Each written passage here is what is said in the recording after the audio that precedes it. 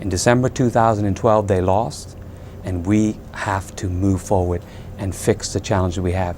And I am not going to be threatened or bullied by people who want to do it that way. Premier Michael Dunkley feels what the opposition did on Wednesday was totally unacceptable and potentially disrespectful.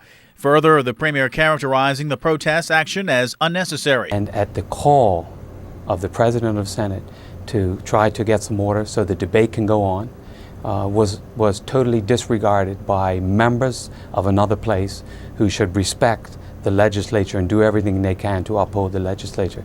The Premier also flabbergasted at the alleged actions of opposition MP Walton Brown Jr., the organizer of the protest. MP Walton Brown approached me early Wednesday morning, sent me an email and said, Premier, I'd like to have a few minutes of your time today to talk about getting rid of some of this political divisiveness that we have. I set up time in my calendar to meet with him. He came and had to go for an emergency meeting or appointment somewhere else, and he came back and we had the discussion. And during that time, I made my concerns known to him, and I said, be willing to sit down and talk to you and collaborate, but the parameters have to be set.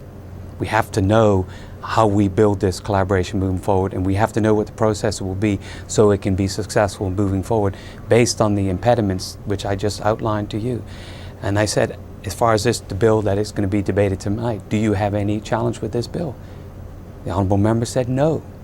So I have to say, why the big fuss at the Senate chamber? Meanwhile, the opposition's repeated calls for collaboration on the immigration amendment legislation and other sensitive issues being met with a raised eyebrow by the Premier, who recalls the Progressive Labour Party not acting similarly when it was in power. 14 years when the opposition was in the government, they never collaborated with the current government, who some members were in the opposition at that time, and that's fine. Asked how allowing non-Bermudians to purchase more land would help with the island's jobless problem.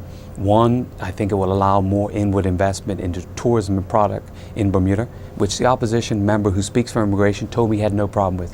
This will help those struggling Bermudans who have the value of their property eroding under them because of the difficult economy we live in and are struggling with the potential for foreclosure to find a better way. Tari, Trott reporting for ZBM News 9.